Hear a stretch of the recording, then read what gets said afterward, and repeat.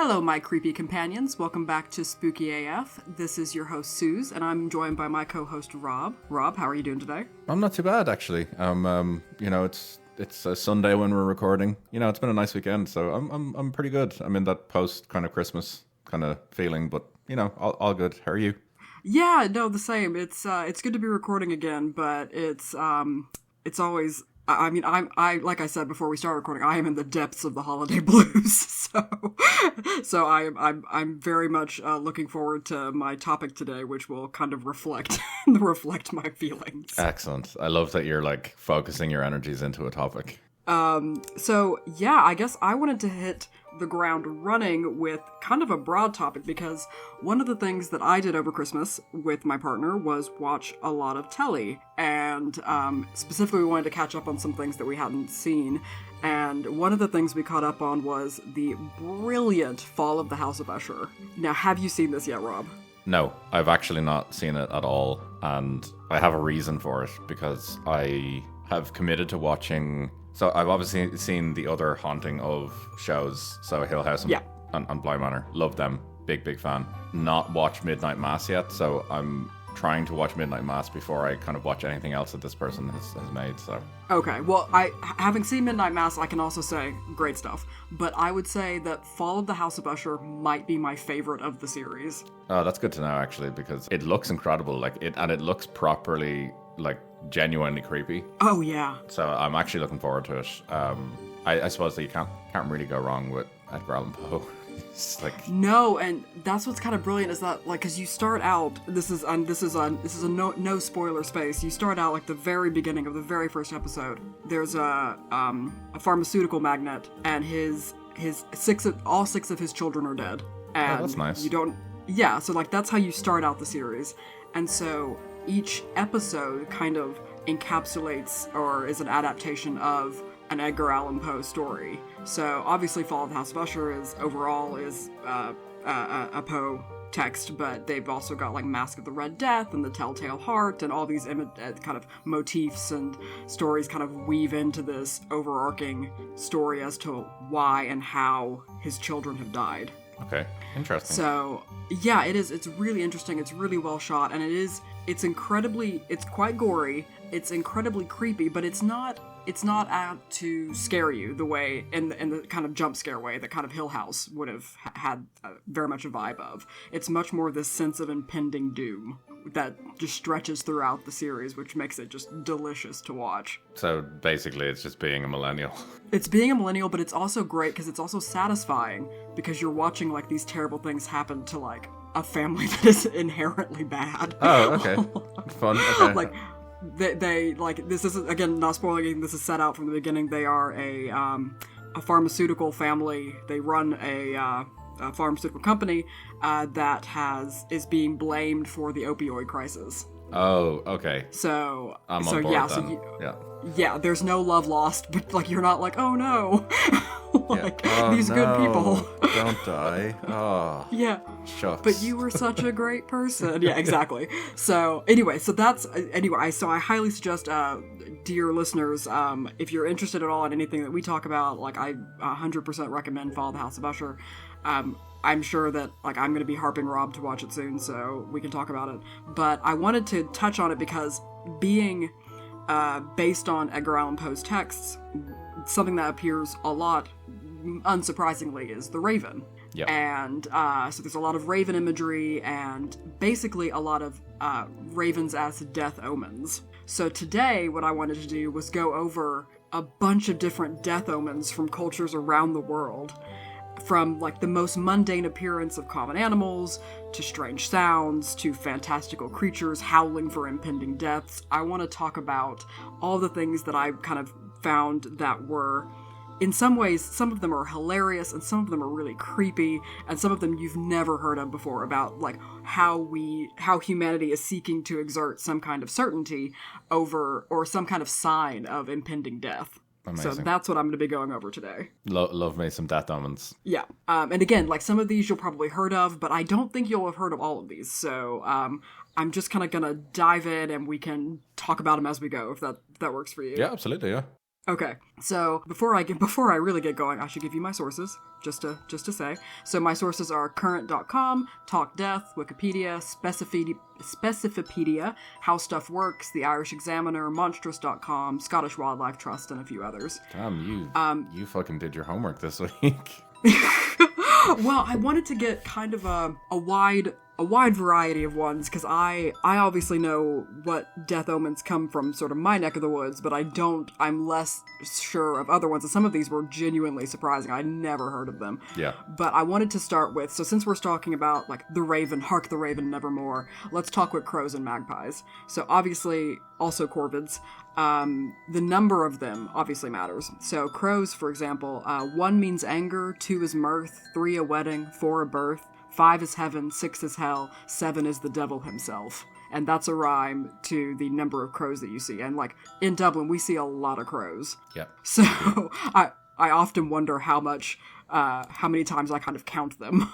Yeah, that's more than fair. You know, crows are cool. I like crows. Oh, they're dead smart, which is really, really interesting. Yeah. I don't know if you've seen the experiments they've done with crows that can, like, solve riddles, solve puzzles. Oh, yeah. And things. It's really interesting. Yeah, worryingly smart. Oh, yeah.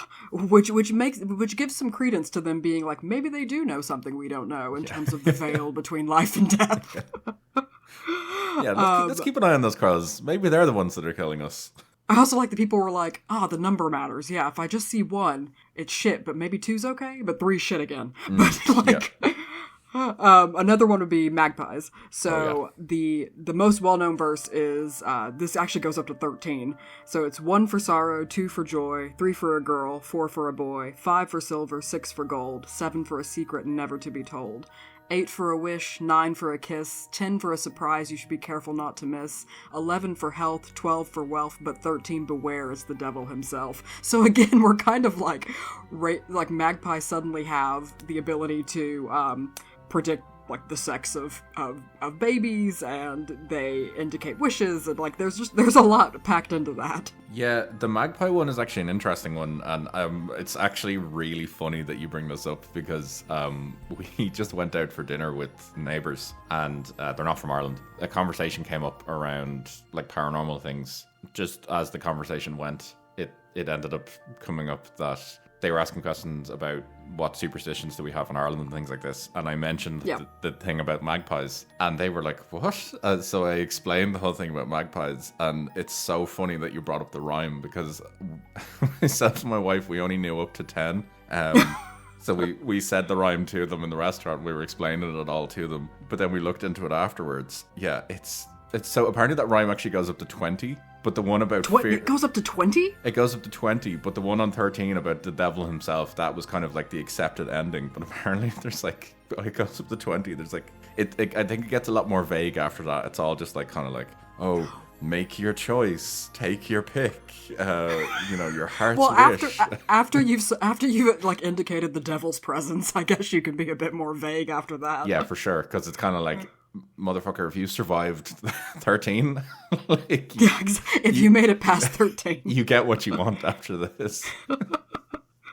That's hilarious. I didn't know. I'll have to look into to see what the other ones are. Well, it's a bit like, because I was reading, this is a bit off topic, but how, like, the continuation of common phrases, or like the misinterpreting we've done. So I was just thinking specifically of when people say blood is thicker than water. Yeah. That's not the actual saying. The actual saying is the blood of the covenant is thicker than the water of the womb. So it actually means the opposite of what we commonly use it as. That's so funny. Isn't it, though? It's basically saying, like, yeah, your biological family ain't shit.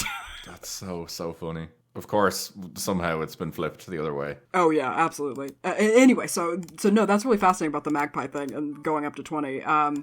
I'm just thinking of, like, I'm not sure I've ever seen more. I wouldn't have seen more than, like, 13 magpies together at a time. But, yeah.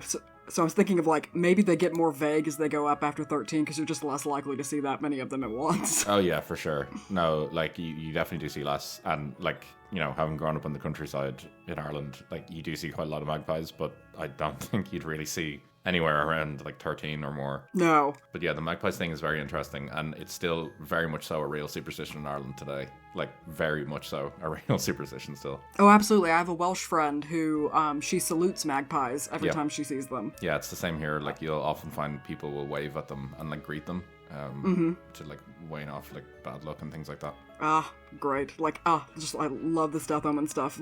So aside from crows and magpies and ravens, which are kind of the obvious ones, there are cats, obviously, especially black cats, which, unfortunately, this superstition is so, in many ways, across many cultures and has gone quite global. It has unfortunately led to them being very difficult to find homes for in shelters. Yeah. So a lot of black cats have been put down because people refuse to adopt them. It's funny as well because like I remember reading somewhere recently, or maybe it was listening to a podcast or something, but I know a lot of cultures say that black cats are bad luck, but in Ireland and the UK, they're viewed as good luck. Because there is kind of So it's quite funny how like other cultures have been like, nah, fuck that. we don't want them. We don't fuck with them. No. But then in Ireland, like, and in the UK, I believe, like they're generally viewed as like a good sign. Like if a black cat crosses your path or something like that, it's it's a good thing. Well, it all speaks to, and we'll get into this further as we go along on this list. It all speaks to this kind of complicated relationship that humanity has with death and the uncertainty of death. Yeah, for sure. And how we view things. Yeah. I'd say so. Like, other than cats, dogs also are a very common omen of death, and I think like obviously my first touchstone for that would be like Harry Potter and the Prisoner of Azkaban with the Grimm. Yeah. That being kind of a common one. I saw, like, there's often reference to if you see a black dog, you're to shoot it with a silver bullet in order to counteract the bad luck and omen of death that it's brought upon you. Yep, that checks out. That checks out, which fair enough, werewolves. But another one would be bees. Like, if bees congregate around a dead tree on your property, it means someone in your family will die within a year. Which is not one I had heard before, because I don't often think of bees as portents of death. Not the bees. But no, exactly. But I'm like, they're supposed to save us. We're supposed to support the pollinators. Yeah, no, I disagree with that fundamentally. Like, no, we're keeping the bees. We're keeping the bees, yeah. Another insect would be, have you ever heard of the Death Watch beetle? I have. They look very cool. They do look very cool, and it's actually interesting. So they make a sound in wood during their mating season, because the males will, and this is, I think, just perfect metaphor. The males will bang their head against wood to attract a female. It's nice to see that, across species, males are still fundamentally the same. Exactly. And this is actually the first kind of introduction I had to that particular insect and the kind of lore around it was the film, I don't know if you've ever seen it, Practical Magic. No. With Sandra Bullock and Nicole Kidman. It's from the late 90s, but it's about a family of witches. But anyway, Sandra Bullock's husband, like they're in their family, if they hear the Death Watch beetle, then their mate will die. And so Sandra Bullock's husband dies that day that she hears the Death Watch beetle. So that's actually, for a long time I thought it was only associated with that film, but it turns out it's quite a common death omen across cultures. That's cool. Okay, so now we're gonna get into some that are so commonplace you're gonna think, what the fuck? And some that are so outlandish you're gonna think, what the fuck? So here we go. Sticking with animals for a moment, white horses. What? Yes. So, if 2 white horses are pulling a hearse, a family member will die within the year. However, 1 white steed in your stable is good luck. However, if you see any white animal, including white horses at night, someone in your family will die soon. Okay, that is far too vague, and that's literally just like, yeah, anyone could die at any point. Just you wait. Things are about to get wild. That one's gonna seem so logical to you in a few minutes. If a flower blooms out of season, specifically if a rose blooms in the autumn, then someone in your family will die. Okay, well, this is concerning because climate change is causing this to happen. I have a comment on climate change. Okay, because my wife is currently having like full-on panic attacks that our daffodils are already starting to bloom. So this is a very real conversation in our house at the moment.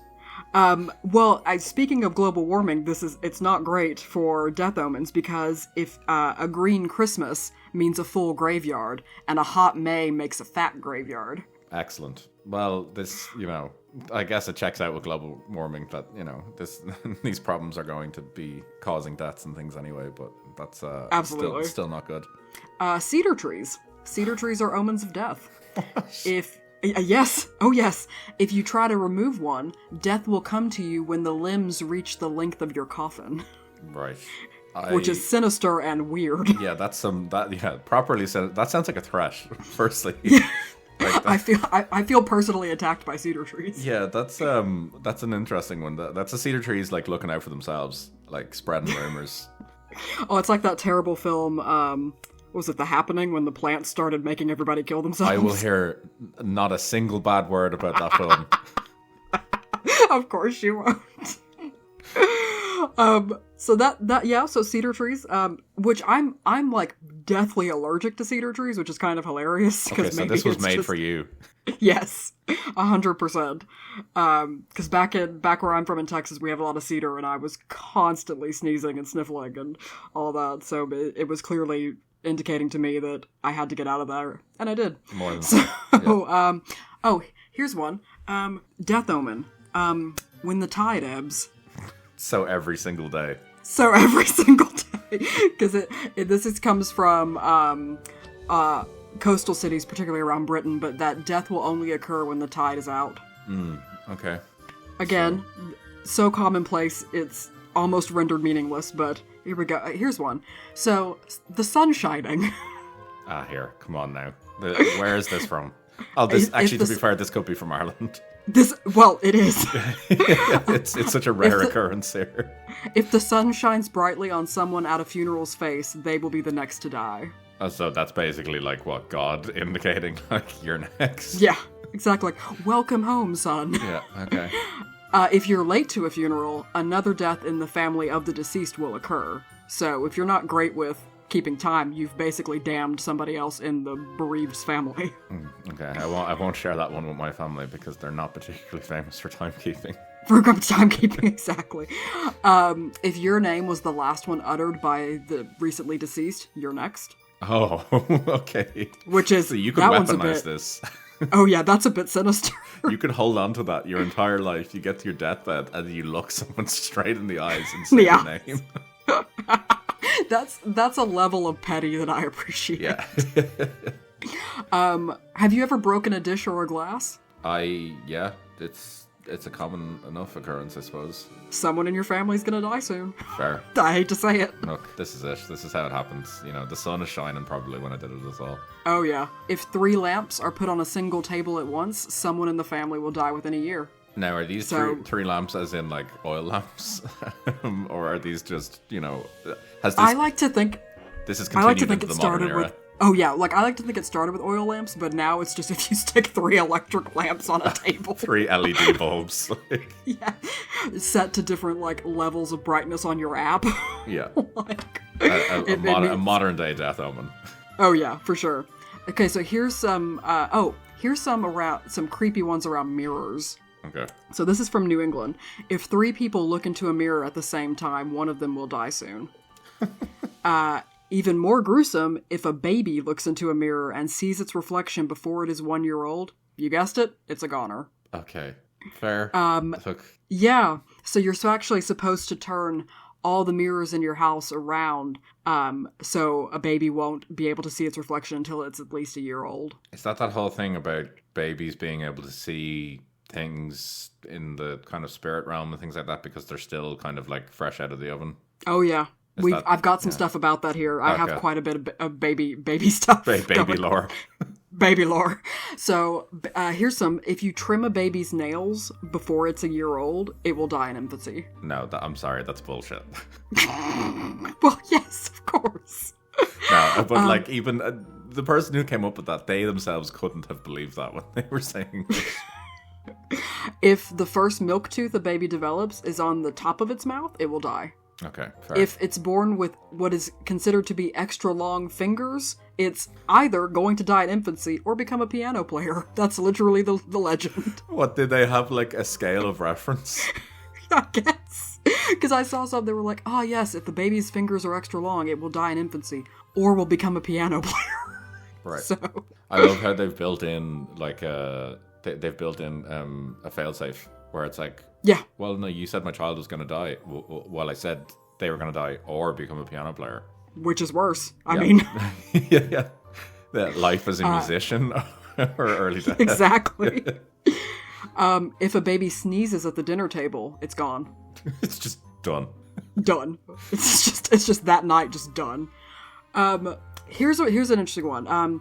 Well, this is interesting because it is something that has happened to me so often growing up with Venetian blinds. Window shades falling of their own accord is a death omen. Okay, what is that, like a ghost, kind of like letting you know? Yeah, it's like it's shutting out the light, and this is from Canada. That one.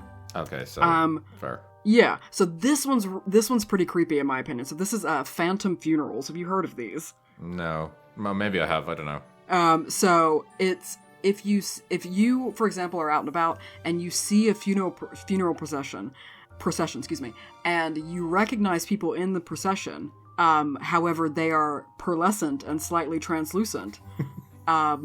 They are, so basically you see a ghost funeral. Yeah. And some say you can only sense it at one sense at a time. So you can only hear it, and then you'll see it, and then you'll smell it, and it's kind of got some lore around that. But if you then walk up to it and look in the coffin, you'll see your own body. Brilliant. And love that. It's a sign that your actual funeral is impending. It's upcoming. That sounds like it's been pulled straight out of like an Edgar Allan Poe book. Oh, absolutely. I just love the idea of you walking along and you seeing a funeral procession that no one else can see. Oh, that is proper creepy. I also love how it's like based on senses, so you get this weird smell first, and you're like, oh, what's that? And then it's like, oh, I heard something. Huh. Strange. Well, I always thought it'd be great to have a New Orleans style funeral, so maybe you just start hearing jazz. Yeah, just really upbeat jazz, and you're like looking around, everyone else is walking normally, and you're like, does no one else hear this? You're like, do. So yeah, that's phantom funerals. That actually came up in a fair few cultures. Something specific to a fair few, I think originating in Germany, would be viewing your doppelganger. Yeah. Heard of that one. Exactly. So if you see your double, that is a sign that either you are going to die, or that your double is going to take your place and kill you. Yeah, we could almost do a full episode on doppelgangers, to be fair. Oh, we probably will in the future, because I'm sure like there are some great accounts of them. Oh, yeah. If you sneeze before breakfast on Sunday morning, you will hear of a death before the next Saturday ends. You see, this is unfair because in certain cultures, I'm thinking Ireland in particular with Catholicism and all, a lot of people don't have breakfast until after Mass. So, like...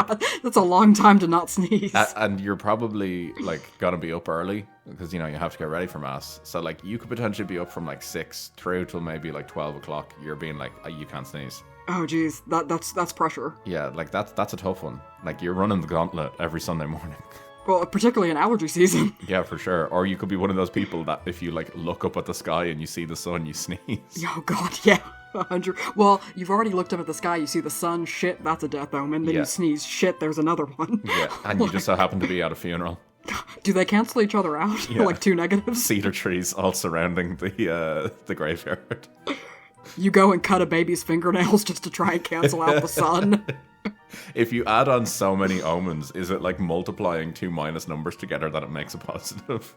Exactly. Like suddenly are you like in for really good luck? Yeah, you've counter omened everything and now all of a sudden you can't die. You've become immortal.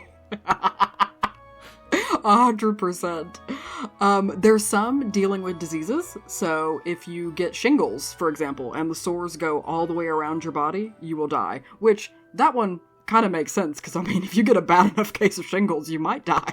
Yeah, I also just think if you get a bad enough case of shingles, you'll want to die. Oh, God, yeah. Shivering when sick or cold is a sign that someone has walked over the location of your future grave. Okay, so I actually do say this quite a lot if I'm around, like, my mom and things like that, or actually with my wife. If we're just out in public or whatever, And if I shiver, my general reaction is I'll say out loud, like, oh, someone's just walked over my grave. Oh, really? Yeah, so this is a thing that I do know of, and yeah, I wasn't aware it was the sickness thing. I think I just thought it was just shivering in general. Oh, no, so I saw, well, shivering either for sickness or cold, but yeah, no, it's one I hadn't heard, but so I thought it was interesting, because obviously there's a lot of, like, if your ears are ringing, somebody's talking about you. Yeah. But this is the first time I saw one with a slightly creepier aesthetic to it. So it's good to know that it's in common use. Oh, yeah. Eclipses, which this one makes sense, because honestly, like, historically, if you saw an eclipse, you would think it was the fucking apocalypse. Fair, that is true. And also historically, if you saw an eclipse and looked up at it, like, you you're would think blind, I'm blind. at the very least. So something bad. It's an omen of something bad. It's killed your eyes at the very least. Absolutely. Okay, so here are some kind of classic ones that have a creepy element to them that I love. Death knocks. So should someone knock at your door 3 times and then no one be there when you answer, that is death alerting you that he is coming back to take your soul. Yeah, big one in Ireland. Huge one in Ireland. Yeah. Yeah. Yeah, a huge one in Texas as well. Also, just the idea of someone knocking at your door and then you answer, no one being there. Like, it's not only kind of, I guess I think we talked about that with, like, the Black-Eyed Kids and stuff, but it's also just creepy kind of serial killer nonsense as well. Oh, yeah, for sure. Like, yeah, it's not a good time regardless. No, not at all. So yeah, whether it's paranormal or just sinister in general, it's supposed to indicate death. Another one would be ladies in white. Mm-hmm. So I know that we have covered, and we probably will cover a lot more cases of women in white, because they're kind of one of the most common ghost sightings that you hear about. They're also considered a death omen. Yeah. So, for example, Dama Branca in Brazil is one example. She is a ghost woman who died in childbirth or violent causes. Kind of depends on where you look at her. But seeing her is considered a death omen, as well as Les Dames Blanches, which, so white women who hide in France, who hide near caves or narrow passages or bridges. And they are said that they make passersby answer a riddle to continue by, and if the person refuses, they will be attacked to death by goblins, cats, and owls. It's nice to know. It's good that they've included the goblins in there as well, because you can never be too certain. No, I mean, I think I would choose goblins, because that seems more metal than dying by, like, I was attacked by an owl. Goblins for me would be the closest I'd get to, like, a Boromir death from Lord of the Rings, so I'm all in. Your horn is broken and shall be blown no more. Yeah, if I could preferably be given a sword to fight the goblins, knowing I'll die, I'd take that. Yeah, absolutely. Oh, and well, speaking of owls, that's kind of an animal I missed, which I didn't know about. So owls are quite common as a death omen. Yeah, super common. Yeah, if you walk under a tree where an owl has hooted, that's a sign of death.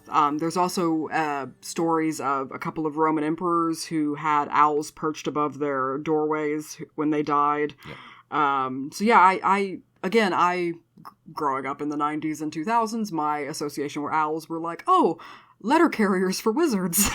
Like, I didn't grow up with a lot of owl lore. Owls are really interesting, actually, because they also cross over into the UFO kind of alien realm as well. Really? Yeah, they're generally seen as like an indicator that like aliens are coming down or like are around. They're super interesting. I love owls. Oh, that's really weird. Like, I love owls too. I had no idea they had that kind of UFO connection. Yeah, it's really cool. It's quite creepy as well. Yeah, absolutely. I hate to tell you, but the cardinal directions are not safe either. In Japan, it is a death omen to lay facing north. However, in Africa, it's a death omen to lay facing west.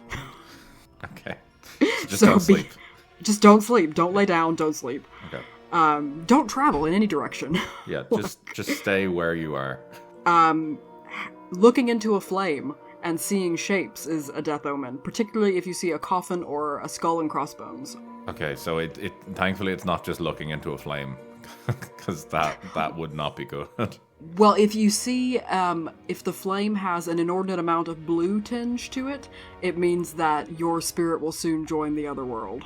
Okay. So you have to be careful of of flames burning blue. Okay, fair. That's fair. That's something anyway. However, I also saw one from Shropshire, I believe, in England, that if you turn over coals as the fire is dying, you are bringing a death omen upon yourself. And I just thinking, no. But you need to warm the house. You literally need to turn the coals over. Coals, yes. So I think death was just so common that they needed anything to kind of. Yeah. Oh, Gary got up this morning and he put his t-shirt on. That's a death omen. Oh yeah. Never mind that there's a literal plague or something going around. Exactly. Like, never mind that Gary was a miner in the early 19th century. Working in a mine, yeah. Yeah, exactly. So pregnant women are not safe from these death omens. Quite the contrary, they are at particular risk. Okay. So, if a woman is expecting a baby, she must be sure and hold her breath when she passes a cemetery. Which, that one's pretty common. I've heard of that one before, like, you should always hold your breath. But have you heard that she should also whistle when she passes a hearse or funeral procession? Yeah, I actually have, because, again, this is one of those weird, like, Irish things that it's gotten here at some point. That is a thing, yeah. And well, I was interested because I hadn't heard that one, but I guess it makes sense by this logic. It's to ensure that she literally pushes evil spirits out of her body with her breath and prevents them from lodging in her womb. That's so funny. I didn't actually know the reason behind it. That's hilarious. Oh, yeah. So furthermore, to continue on that, pregnant women should not attend funerals, according to legend. Yeah. The departed spirit may seek to cling to their unborn child in an attempt to stay in the mortal realm. Yeah, that's... Which is quite, would make a great horror film. I'm almost certain someone has made a horror film based on that. Like, they had to have. I mean, like, evil babies are just great, like, fodder for horror films. Yeah, for sure. Like, yeah, even just, like, the things like The Omen and stuff like that. Like, someone must have made some film with that connection. Oh, yeah, oh, fuck. Omen, what a great film. Yeah. But, speaking of The Omen, people are still naming their child Damien. Yeah. I'm like... After The Omen came out, what are you doing? And it's funny because when we used to live in Vietnam, one of our friends was called Damien, and he would have been in his mid to late 30s. So like when he was born, this would have been around 2016, mid to late 30s. He would have been the 80s, 70s, 80s when he was born in the UK. So like literally where it's set. His parents had to have known. That's like there's actually a character in the show Penny Dreadful that talks about her brother, and she's like, "Yeah, we named my brother Lucifer because it means bringer of the light." And I'm like, "Yeah, but it doesn't just mean that, does it?" Like, that's such a like. Okay, yeah, I know. That's fair. Yeah, exactly. So that in itself is a death omen, I think, naming your child Damien or Lucifer. Yeah, fair. Pregnant women also should not enter a graveyard because it could cause a miscarriage. Okay. I mean, I guess I could understand the logic behind that one in that if they're entering a graveyard, it's potentially for a very stressful reason because a family member has died, and it could cause, like, undue stress and things like that, so... 100%. Yeah. But you know, of the lore, that is like it's the spirits in the graveyard that cause the... It's the goblins. It's the goblins. It's full on goblins. Yeah. That baby's horn is broken and shall be blown no more. Sorry. So this one actually isn't so bad. If thunder rolls during a funeral, it means the deceased has successfully gone to heaven. Oh, that's nice. It's a nice one. It's probably the only nice one. He's clapping this guy's cheeks as he goes to heaven. Jesus Christ. Yeah, absolutely. So this next one is heavily influenced by Asian superstition, I believe, particularly Vietnamese. It is said that in a photograph of three people, the middle one will be the first to die. Yeah, actually, that does sound familiar. I think I remember someone telling us this. Sucks to be the middle person. Oh, I mean, I'm sure, like, it would always end up being me. I'm sure, like, without a doubt. But it actually, where I got that, though, they were like, because of the proliferation of smartphones and social media, that, like, this superstition has largely died out. Because it would kind of have to. But I was also thinking that, like, we noticed when we were in Vietnam anyway, that, like, so many photos are, like, so constructed in the sense of, like, people taking photos will be like, no, you can't stand there, you need to stand here. Like, no, why are you standing there? Like, you need to be here, you need to be in this pose and all that. Like, and it would even just be for, like, work things or something like that, or like, it's very constructed. So I was kind of thinking to myself, even with smartphones, I wouldn't be surprised if people are like planning for the middle person to potentially be like the person they don't like or the oldest person. Oh God. Yeah, that makes. Oh wow. That one's creepy to me because I do think of how many times like we are photographed here lately, and the kind of history of photographs as being like some cultures believing that it steal part of your soul, and then the whole Victorian practice of photographing the dead and things. That just being that in itself, that's definitely an episode, because I every once in a while will like fall down a rabbit hole of like 2-3 a.m. Wikipedia, like reading about that whole practice of photographing the dead, the like Victorian practice, and seeing the example pictures. Well, have you seen the ones that were sold erotically? Yep. Yeah. Oh. Of course they were. Because of course they were, precisely. Yep. But I remember, like, in the early days of Reddit, it could still be there, but I remember there was, like, a sub dedicated to, like, guessing which one was dead and which one wasn't. Like, oh, God. That's grim. Because, you know, the way it's, like, those are, like, it's such an old picture, and, like, the whole practice where they'd, like, force open the eyes and everything like that. Like, some of the pictures do genuinely, like, you can't tell who's dead and who isn't. Yeah, very bizarre. Very, very bizarre practice. Like, sad, though. Like, that's why they, like, when you know why they did it, like, it is quite sad, but yeah, it's no. Well, except for I mean, the ones sold erotically are just problematic. Yeah, okay. Obviously, obviously they're sad and wrong. And wrong. Yeah, I'm talking about the other ones. The ones like in the others. Yeah. Yeah, absolutely. No, yeah, there's definitely. I mean, there's a lot of kind of Victorian fodder that I'm sure will come up in episodes. Yep. As we go along, because there was just some creepy stuff occurring at the time when we head into what is considered modernity and technology, and yep. And yet there are these hangovers of almost pre-Enlightenment beliefs, and it makes for an interesting time. But yeah, no, anything to do with photographs I find pretty interesting, because I would like to do an episode in the future on Victorian seances. Yeah.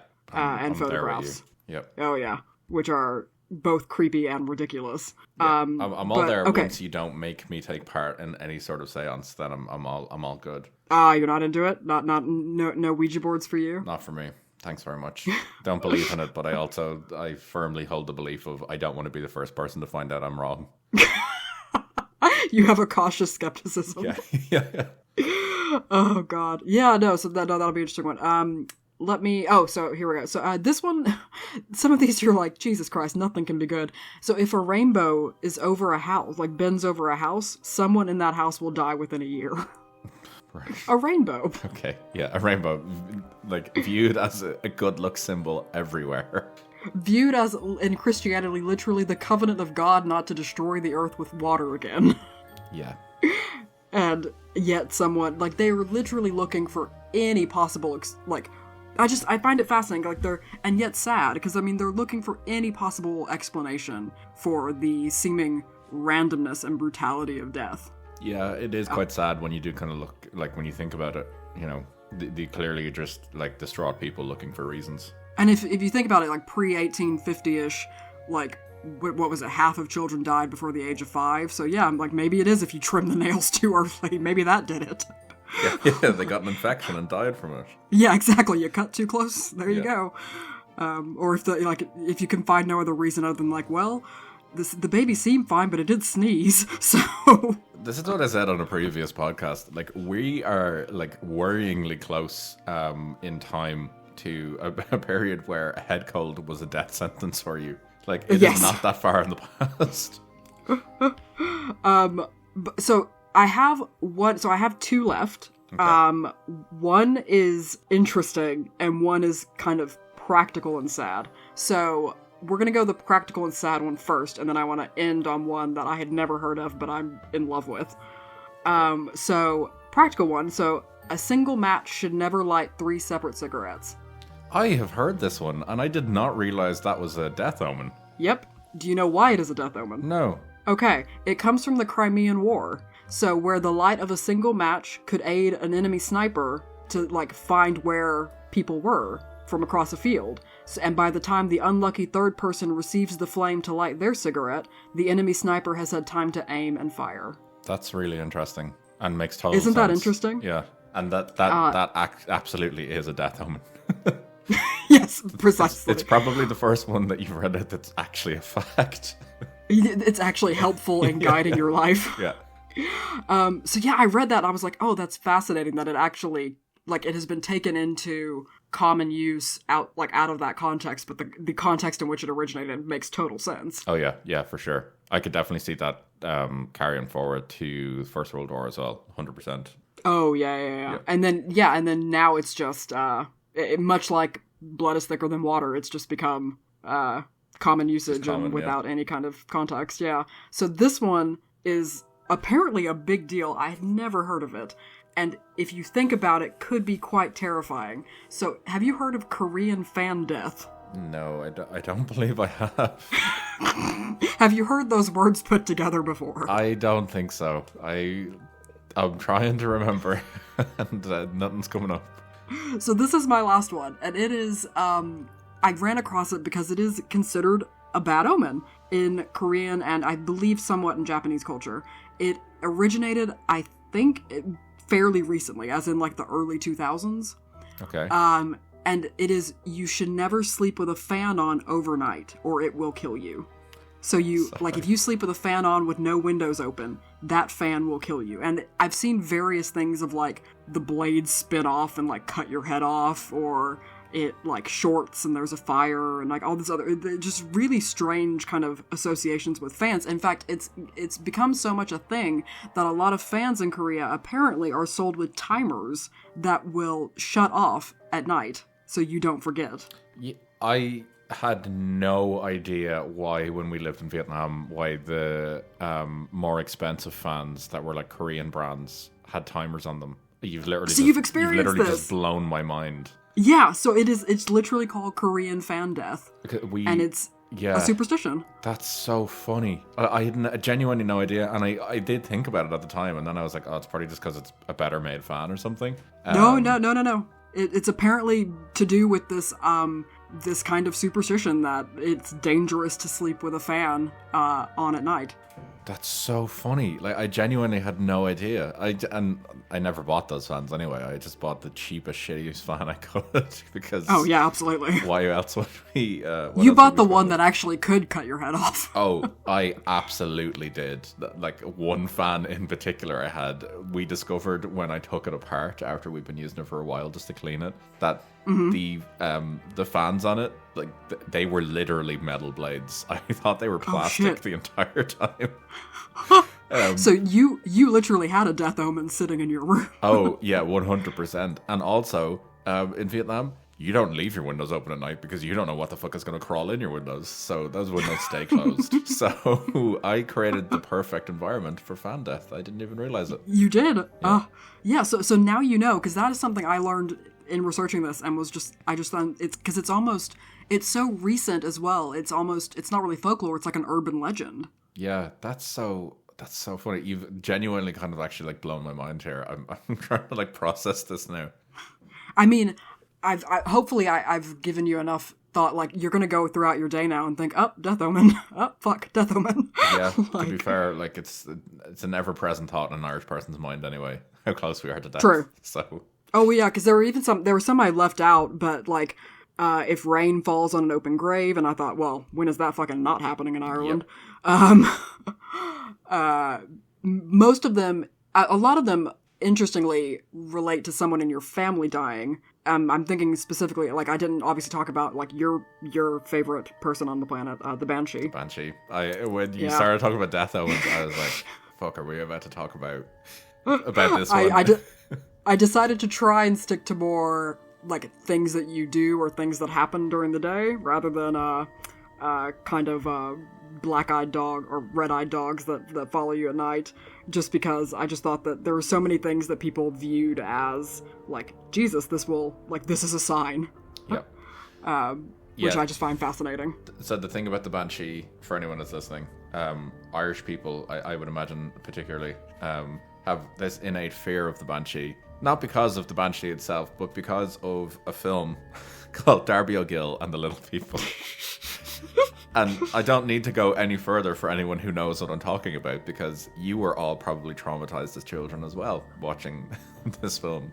I will talk about Banshees at some point in an episode, but yeah, it's something that I unfortunately hold close to my heart, and I'm not happy about it. Which I can't wait for you to, I can't wait to dig through your childhood trauma in a future episode. That episode's probably just going to be called, Rob's childhood trauma. Perfect. Yeah. So yeah, that's kind of a quick overview, but that's really just scratching the surface. Obviously, there are loads and loads more, but I just felt like some of those were just a lot of them I do on a daily basis. The amount of dishes I've broken in my life, Jesus, I should be dead 12 times over. Oh, I should have no family left. Yeah. I should be alone on this planet. You're not long left for this world. No, not at all. But now, hopefully, it gives you a creepy pause the next time you hear funeral music, but you don't see anything, or maybe the next time you even see the beautiful bow of a rainbow. Yeah. Maybe you'll think twice about it being a sign of prosperity and good luck. Yep. Or you realize you didn't wave at the magpie when he flew by you that morning. Yep. And it's gonna really make you think next time you sneeze. When did you sneeze? What context was it? And are you fucked? Or just existing, actually, by the sense of things. Ever been by a fireplace and touched a coal? So yeah, hopefully you can now go amongst your day, Rob, and fellow listeners, thinking of all the ways in which death will be visited upon you. Yeah, thank you for that. You've just made me just really kind of appreciate how superstitious Irish people are, because as you were naming off a lot of these, I was like, yeah, I've heard that one. Yeah, I've heard that one. And then I'm thinking, I've heard of that one because of people in Ireland. We are a superstitious bunch.